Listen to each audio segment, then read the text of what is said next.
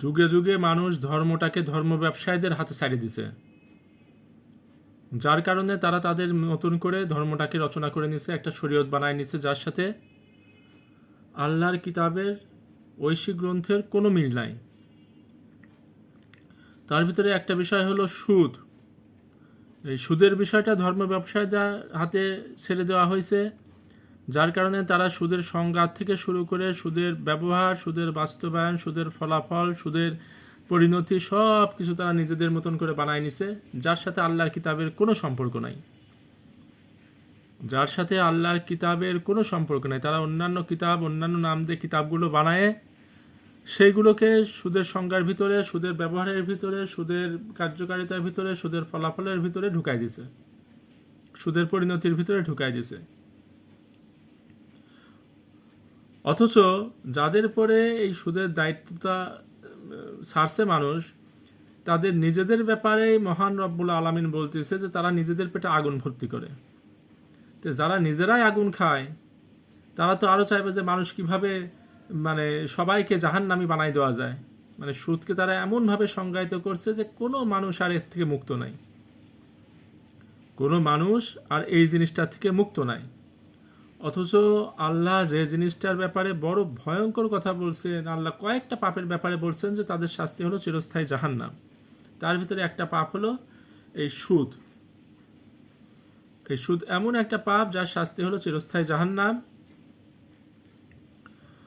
আর আল্লাহ যে জিনিসটাকে যত কঠিন করছেন অবশ্যই তার বিস্তারিত ব্যাখ্যা করে দিয়েছেন এবং তার সেই জিনিসটার থেকে বাঁচাও সহজ। অথচ এই ধর্ম ব্যবসায়ীদের, মোল্লাদের সংজ্ঞার ভিতরে যদি আপনি সুদকে তালাশ করেন তাহলে দেখবেন যে আপনি নিজে কেন দুনিয়ার কোনো মানুষের থেকে মুক্ত নাই, তবে মোল্লারা নিজের গায়ের জোরে এর থেকে মুক্ত আছে। যে সুদের সংজ্ঞা মহান রব্বুল আলামিন তার কিতাবের ভিতরে কি বলছেন একটু শুনে নিই। সূরা আল ইমরান আয়াত 130, এটা হলো সুদের সংজ্ঞা। অথচ মোল্লারা বলবে যে এই আয়াত মনসুখ হয়ে গেছে। তো মনসুখ হয়ে গেছে তো সংজ্ঞাটা তুমি বানাবে, এই জন্য এই আয়াতকে মনসুখ করছো। কোরআনের কোনো আয়াত মনসুখ হয়নি যতক্ষণ পর্যন্ত আল্লাহ স্পষ্টভাবে না বলে দিছে। যে আয়াতগুলোকে আল্লাহ স্থগিত করছেন, আল্লাহ বলে দিয়েছেন যে ওই হুকুমটা আমি রহিত করে এই হুকুমটা দিলাম। এটা স্পষ্ট বলা আছে, যারা কোরআন পড়েন তারা দেখে নেবেন, তারা দেখতে পারবেন। তো মহান রব্বুল আলামিন সূরা আল ইমরানের 130 নম্বর আয়াতে বলতেছেন, হে যারা বিশ্বাস করেছো তোমরা সুদ খেও না। হে যারা বিশ্বাস করেছো তোমরা সুদ খেও না, যা বহুগুণ হয়ে যায় এবং ক্রমবর্ধমান থাকে। আর তোমরা আল্লাহর কাছে জবাবদিহিতার ব্যাপারে সচেতন জীবন যাপন করো, যেন তোমরা সফলতা লাভ করতে পারো। এই সিম্পল দুটা লাইনের মধ্যে আল্লাহ তার সুদের সংজ্ঞাকে দিয়ে দিয়েছেন। সেটা কি? যে তোমরা সুদ খেও না। সুদটা কি? যা বহুগুণ হয়ে যায় এবং ক্রমবর্ধমান থাকে।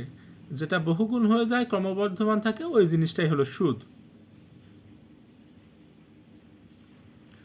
এখন মোল্লারা সব কিছুর ভিতর সুদ বানায় নিয়েছে। আপনি একটা যে কোনো কিছু করতে যাবেন সুদ। আপনি মানে কোনো অর্থনৈতিক লেনদেন করতে গেলেই তখন তার কাছে ফতোয়া জানতে যেতে হবে, হুজুর এই জিনিসটা কি সুদ হচ্ছে? হুজুর তো তখন পেঁচায় গুছায় এমন একটা জিনিস দিয়ে দেবে, তখন আপনি হতাশ হয়ে সেই আপনার যে বর্ধিত টাকাটা পেলেন সেই টাকাটা এখন আপনি মাদ্রাসায় দিয়ে দেন সোয়াবের নিয়ত ছাড়া। আজব তামসা। এই জন্য আল্লাহ আমাদের জন্য দিনকে সহজ করছেন। আমরা আল্লাহর কিতাবের কাছে ফিরে আসি। আল্লাহ আমাদেরকে হেদায়েত দান করুন।